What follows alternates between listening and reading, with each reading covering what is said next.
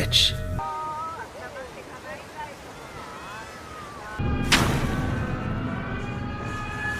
Who brought the apple to our Eve?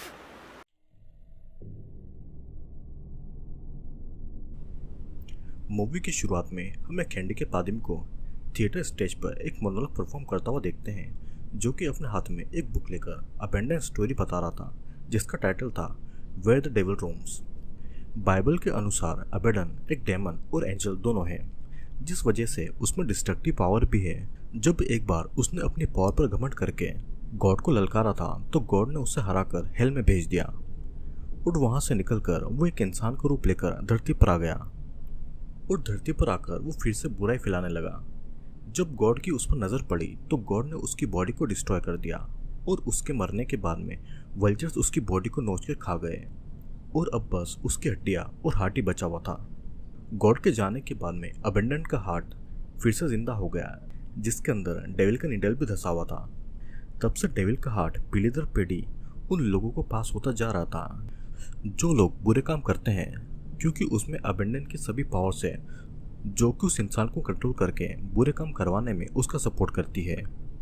उस heart में धसे हुए नीडल से लोग अपने कटे हुए बॉडी पार्ट को सिलकर फिर से जोड़ सकते हैं और बिल्कुल पहले की तरह ठीक हो सकते हैं, लेकिन ज़्यादा समय तक नहीं चलेगा और उस इंसान की हड्डियाँ और फ्लैश धीरे धीरे सड़ने लगेंगे, जिससे कि उस इंसान का खात्मा हो जाएगा। सीन शिफ्ट होता है और अब हम देखते हैं कि एक घर में एक बच्ची अपने पिता को स्टेप करके मार रही थी और फिर वो अपनी छोटी बहन मैगी के पास में जाती है और फिर उसके हाथ में वही चाकू देकर उसे भी अपनी तरह अपनी माँ को स्टेप करके मारने के लिए कहती है। मैगी भी उसके कहे अनुसार वहाँ से उठकर अपनी माँ के पास में जाती है और उसे भी स्टेप करके मार देती है। ऐसा इन बच्चों ने क्यों किया, ये हमें आगे पता चलने वाला है। सीन अगेन कट होता है और अब हम कुछ साल के बाद का सीन देखते हैं, जिसमें हम ईव नाम की एक लड़की को देखते हैं जो कि एक स्टोर में होती है, जहाँ पर मिस्टर टिप्स नाम का एक मैजिशियन आता है और एक सीजर खरीद कर ले जाता है और जाते जाते वो ईव से कहता है कि बच के रहना वरना मैं तुम्हारी उंगलियों को भी काट दूंगा।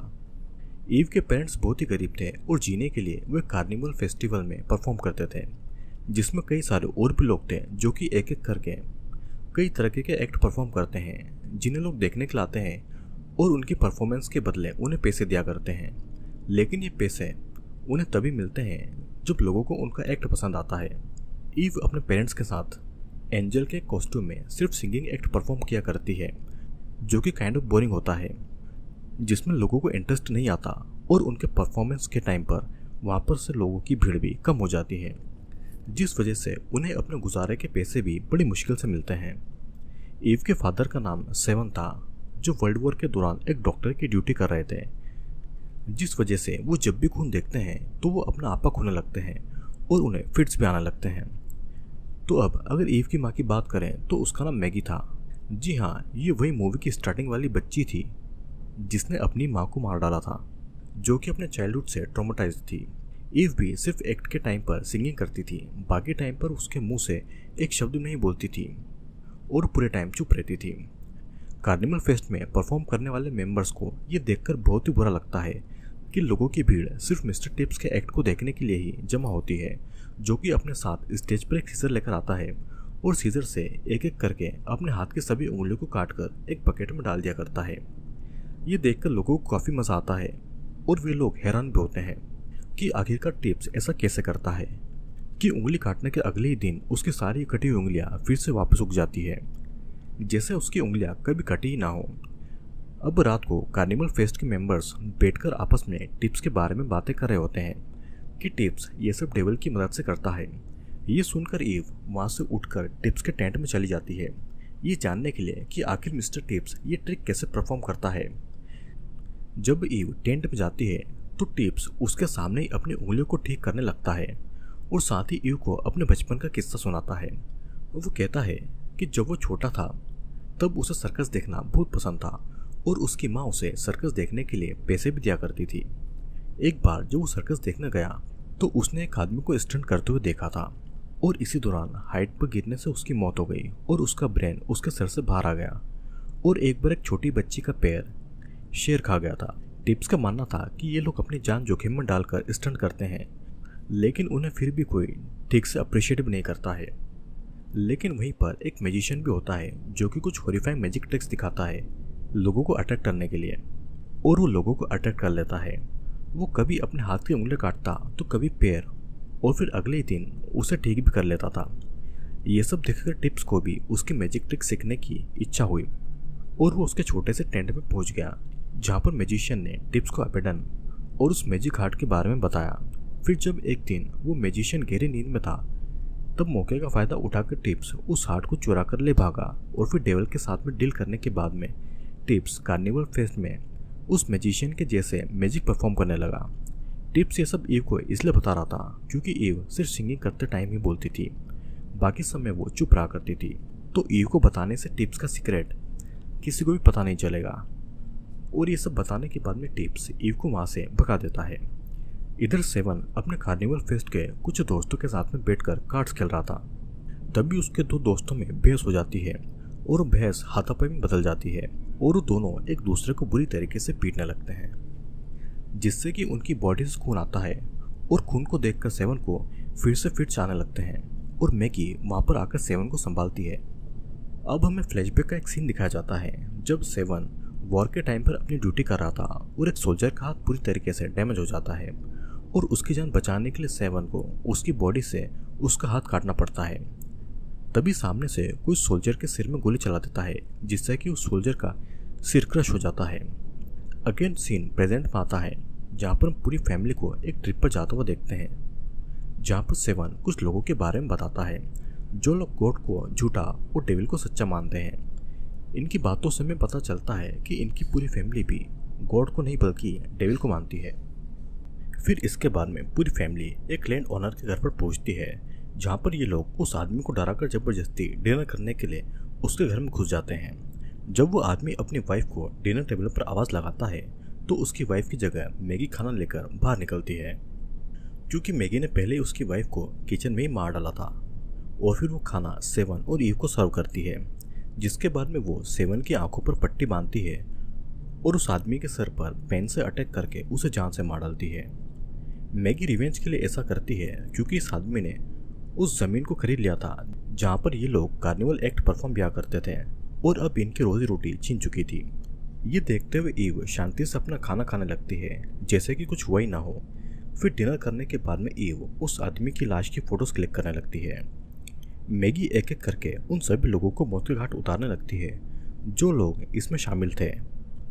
ईव को भी इन सभी की डेड बॉडीज की फोटो खींचने में बहुत मजा आता था और देख कर लग रहा था कि ये फैमिली काइंड ऑफ बहुत ही वियर्ड फैमिली है। ये तीनों अब एक जगह पर रुकते हैं जहाँ पर सेवन को पेड़ पर बैठा एक वल्चर दिखाई देता है। उसे देखकर वो डर जाता है और मैगी से वहाँ से चले जाने के लिए कहता है। फिर ट्रेवल करते टाइम पर उन्हें कम पैसों में रुकने के लिए एक जगह दिखाई देती है। जब मैगी वहाँ पर जाकर बात करती है तो उस जगह की ओनर उससे ज़्यादा पैसे ठगने की कोशिश करती है और तब उन्हें समझ में आता है कि ये लोग कितने मतलबी है जो कि मुसीबत के टाइम पर भी उनकी मदद नहीं कर रहे हैं। मैगी और सेवन की बातों से हमें पता चलता है कि सेवन ईव का स्टेप फादर है और मैगी का सेकंड हस्बैंड है। इन दोनों की मुलाकात उस वक्त हुई थी जब वर्ल्ड वॉर के दौरान सेवन घायल हो चुका था और मैगी तब एज ए नर्स सर्व करती थी। सेवन के घायल होने पर मैगी उसका ख्याल रखती है और तब से ये दोनों साथ में हैं। फिर अगले सीन में हम ईव को एक डॉल को कट करके स्टिच करते हुए देखते हैं। दरअसल ईव उस डॉल को कट और स्टिच करके मिस्टर टिप्स की मैजिक ट्रिक सीख रही होती है, लेकिन जब सेवन उसे ऐसा करते हुए देखता है तो सेवन को इस बात का कोई अंदाजा नहीं होता है और वो ईव को सही तरीके से कट लगाकर स्टिच करना सिखाता है। फिर अब ये लोग रात में एक जगह पर रुकते हैं और वहीं पर सो जाते हैं। तब एक आदमी वहाँ पर आता है और उन्हें उठाकर अपना नाम एरिक बताता है। बाहर बहुत ठंड होने की वजह से वो उन लोगों से अपने घर के अंदर चलने के लिए कहता है। अंदर आने के बाद में वे सभी को ड्रिंक ऑफर करता है, जिसके बाद में ईव सभी को गाना गाकर सुनाती है। एरिक कहता है कि ये वही गाना है जो उसे उसकी माँ गाकर सुनाया करती थी और फिर एरिक उस गाने को जर्मन लैंग्वेज में कंटिन्यू करता है, जिसे सुनकर मैगी एरिक को एक जर्मन समझकर मार डालती है। ईव आकर एरिक का भी फोटो क्लिक करती है और फिर ये सभी वहाँ से निकल जाते हैं। कुछ दूर चलकर उनकी गाड़ी एक पेड़ में जाकर टकरा जाती है और ख़राब हो जाती है, लेकिन खुशकिस्मती से उनमें से किसी को भी चोट नहीं लगती है। और फिर ये तीनों गाड़ी में से निकलकर पास ही में बने हुए एक घर से मदद लेने के लिए निकल जाते हैं। घर के बाहर पहुंचकर सेवन डोरबेल बजाता है और एक बूढ़ा आदमी दरवाज़ा खोलकर बाहर आता है, जिसको सेवन बताता है कि उनकी गाड़ी खराब हो गई है, तो इसीलिए उन्हें उनकी हेल्प चाहिए। ये सुनकर वो बूढ़ा आदमी बहाने बनाने लगता है और कहता है कि 5 किलोमीटर आगे एक गैराज है जहाँ पर पहुंचकर वे लोग अपने लिए मदद ला सकते हैं। दरअसल उस बूढ़े आदमी की वाइफ आउट ऑफ टाउन थी, तो इसलिए उसने अपने घर पर कुछ लड़के बुलवाई हुई थी जो कि उसे घर के अंदर आने के लिए आवाज़ लगा रही थी, तो इसीलिए वो दरवाज़ा लगाकर अंदर जाने लगता है। तभी मैगी उसके घर के अंदर घुसकर उस आदमी के सर पर एक्सेस से मारकर उसकी जान ले लेती है और उसके साथ ही उन सभी लड़कियों को ब्रूटली मार डालती है। तभी सेवन की नज़र वॉल पर बनी एक बर्ड की पेंटिंग पर जाती है, जिसे देखकर सेवन थोड़ा सहम जाता है। फिर इसके बाद में मैगी ऊपर वाले रूम में जाकर उस बूढ़े के क्लोजेट में से कपड़े निकालकर ट्राई करने लगती है और कुछ कपड़े सेवन को भी पहनने के लिए देती है। सेवन जब खुद को मिरर में देख रहा होता है, तभी अचानक से एक लड़की उसके ऊपर एक्सेस से हमला कर देती है, जिससे कि सेवन घायल हो जाता है। उसकी आवाज़ ईव और मैगी दोनों को सुनाई पड़ती है। मैगी को शायद ये अंदाज़ा भी नहीं था कि उस घर में और भी कोई जिंदा बचा है, और आवाज़ सुनकर मैगी उस रूम में पहुंच जाती है और वो लड़की दरवाजे के पीछे छुप जाती है। मैगी जब सेवन के पास में जाती है तो लड़की मैगी के ऊपर भी एक्स से हमला करती है, लेकिन मैगी अपना हाथ आगे कर देती है, जिससे कि उसका हाथ कट के अलग हो जाता है और फिर वो लड़की मैगी को भी एक्स से मार मार कर उसे अधमरा कर देती है। लेकिन मैगी मरने से पहले उस लड़की के गले में एक ग्लास का टुकड़ा घुसा देती है, जिससे कि उस लड़की की वहीं पर मौत हो जाती है। ईव जब ऊपर आकर देखती है तो ये नज़ारा देखकर हैरान रह जाती है, तो उसी वक्त अपने माँ बाप की बॉडी को कार में भरकर अपने घर की ओर रवाना हो जाती है, जहाँ पर टिप्स अपना एक्ट परफॉर्म कर रहा होता है। जब ईव टिप्स को बाहर देखती है तो उसे मौका मिल जाता है उस मैजिक हार्ट को चुराकर उसे अपने माँ बाप को ठीक करने का। अब ईव उस हार्ट को चुरा लेती है और उसमें लगी नीडल से अपने पेरेंट के घावों को स्टिच करके उन्हें फिर से ठीक कर देती है। तो अब ठीक होने के बाद में वे सभी अपनी परफॉर्मेंस के लिए जाते हैं, जिसमें ईव के पेरेंट्स कुछ अजीब और ज़ॉम्बी जैसे लग रहे थे, और वो ठीक उसी तरीके से हॉरिफिक परफॉर्म करते हैं जिस तरीके से मिस्टर टिप्स परफॉर्मेंस दिया करता है। ये देखकर टिप्स समझ जाता है कि उन लोगों ने अबेडन का वो मैजिक हार्ट चुरा लिया था, तो वो ईव के पास में उस हार्ट को मांगने के लिए जाता है, लेकिन ईव उसे सीजर से डरा देती है, तो इसलिए टिप्स को वहाँ से खाली हाथ लौट कर आना पड़ता है। जाते जाते टिप्स ईव से कहता है कि स्टिच करते समय स्पेल भी बोलना पड़ता है, तुम तो बोल नहीं सकती, और इतना कहकर वो अपनी कटी हुई उंगलियों को लेकर वहाँ से चला आता है। फिर धीरे धीरे दिन बीतते जाते हैं और मैगी के हाथ धीरे धीरे सड़ने लगते हैं। तब ईव एक औरत को मारकर उसके हाथ पैर मैगी के सड़े हुए हाथ पैरों की जगह स्टिच कर देती है, जिस औरत ने इनके यहाँ से कुछ सामान चुराया था जब ये लोग ट्रिप पर गए हुए थे। अब नए पैर लगने के बाद में मैगी के पैर थोड़े छोटे बड़े लग रहे थे। यहाँ पर मैगी की बातों से हमें पता चलता है कि मैगी ने अपनी माँ की जान इसलिए ली थी क्योंकि वो अपने पेरेंट्स के साथ में एक अब्यूजिव रिलेशन शेयर कर रही थी, और मैगी की माँ ने अपने बेटे को पीट पीट कर उसकी जान ले ली थी, क्योंकि उसने अपने जूते खो दिए थे, लेकिन जूते उसने नहीं बल्कि मैगी से गुम हुए थे। अब इधर रोज रोज खून देखकर सेवन की हालत और ज़्यादा खराब होती जा रही थी और उसके दिमाग ने पूरी तरीके से काम करना बंद कर दिया था, जिसका फ़ायदा उठाकर एक आदमी सेवन का वॉलेट चुरा लेता है। और उस समय हम पास्ट का एक सीन देखते हैं जब एक वॉर के टाइम पर सेवन ने एक सोल्जर का गला काटकर उसे मार डाला था, क्योंकि वो सोल्जर दर्द से तड़प रहा था और उसकी आवाज़ सुनकर दुश्मन को उन लोगों का पता चल जाता है, तो इसलिए सेवन ने बड़ी बेरहमी से उसका गला काट दिया था। और उस वक्त कुछ वल्चर्स आसमान में उड़ रहे थे और तब से ही सेवन वल्चर्स को देखकर घबरा जाता है और तब से ही खून को देखकर उसे फिट्स आने लगते हैं। यहाँ पर हम ये भी देखते हैं कि मैगी के कटे हुए बॉडी के पार्ट्स अब पूरी तरीके से सड़ चुके थे, और तब उनकी परफॉर्मेंस में से एक औरत मैगी और ईव से टिप्स के बारे में बातें करने लगती है और कहती है कि टिप्स एक बुरा व्यक्ति है जिसका हाथ अब पूरी तरीके से सड़ चुका है क्योंकि उसने डेविल के साथ में हाथ मिलाया था, जिसकी भरपाई वो अब कर रहा है, और गॉड के लोगों के साथ में कभी ऐसा नहीं होता है। कुछ दिनों से ईव और उसकी फैमिली का ये ग्रूसम एक्ट काफ़ी चर्चे में चल रहा था और लोगों को काफ़ी पसंद आ रहा था, जिस वजह से उन लोगों को एक famous theatre the buffalo horror show में भी परफॉर्म्स करने का मौका मिल जाता है, जहाँ पर परफॉर्म करने के बाद में वे लोग काफ़ी ज़्यादा फेमस हो गए थे और इसके बारे में न्यूज़पेपर में भी छप गया था। इधर मिस्टर टिप्स पागल होने लगा था, जिसके हाथ के साथ साथ उसकी बॉडी भी सड़ने लगी थी और वो एक दिन सेवन के पास में जाकर अपना हाथ दिखाकर ये कहता है कि ये सब उसकी बेटी ईव की वजह से हुआ है। उसी ने उसका वो मैजिक हार्ट चुराया था जिससे कि वो ये एक्ट परफॉर्म करती है। टिप्स कहता है कि वो तो इसे फिक्स कर सकता है, वो भी सिर्फ एक छोटे से स्पेल से, लेकिन ईव ऐसा नहीं कर सकती क्योंकि वो बोल नहीं सकती। फिर अब टिप्स सेवन को वो स्पेल बोलकर सुनाता है और हंसते हुए वहाँ से चला जाता है। अगले सीन में ईव अपनी डॉल को रस्सी से लटकाकर उसकी फोटो क्लिक कर रही थी। तभी पास वाले रूम से कुछ आवाज़ें आती है और जब वो वहाँ पर जाती है तो अपने पेरेंट्स के हाथ पर अलग पड़े हुए देखती है।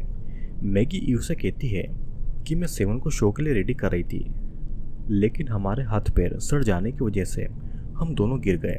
डेविल ने हमारा खूब फ़ायदा उठाया है और पपेट की तरह अपने इशारों पर नचाया। मैगी कहती है कि वो डेविल की पपेट नहीं है और अब ईव और मैजिक ट्रिक्स करना बंद कर दें, लेकिन तभी सेवन ईव के कान में वही स्पेल बोलकर बता देता है जो कि सेवन को टिप्स ने सुनाए थे, जिससे कि सब कुछ फिक्स किया जा सकता है। सीन कट होता है और मूवी के लास्ट सीन में हम ईव के अंदर डेमन अबेंडन का रूप देखते हैं, जिसने काले रंग के कपड़े पहने होते हैं और साथ ही एंजल की तरह उसके विंग्स भी होते हैं। फिर वो स्टेज पर जाकर उसी स्पेल को एक सॉन्ग की तरह गाती है, जिसके साथ ही उसके पेरेंट की एक बॉडी भी होती है। एक बॉडी यानी कि ईव ने सेवन की बॉडी पर मैगी का सर स्टिच करके लगा दिया होता है, क्योंकि मैगी की बॉडी पूरी तरीके से सड़ चुकी थी। और फिर वो दोनों मिलकर अपना एक्ट परफॉर्म करते हैं और इसके साथ में ये मूवी यहीं पर ख़त्म हो जाती है। तो दोस्तों ये था where the devil roams movie का एक्सप्लेनेशन। आई होप आपको एक्सप्लेनेशन पसंद आया होगा। ईव जो कि एक टीनेजर लड़की है जिसके स्टेप फादर एक डॉक्टर थे, जिन्होंने उसे अच्छे से बॉडी पार्ट्स को कट करके स्टिच करना सिखाया था, लेकिन उसके पेरेंट की बॉडी के पार्ट बार बार सड़ रहे थे क्योंकि उसने टिप्स की बातों पर गौर नहीं किया। टिप्स ने कहा था कि पहले उसे डेविल से डील करना होगी उस स्पेल को गाकर, लेकिन ईव ने इस पर ध्यान नहीं दिया और ऐसा नहीं किया।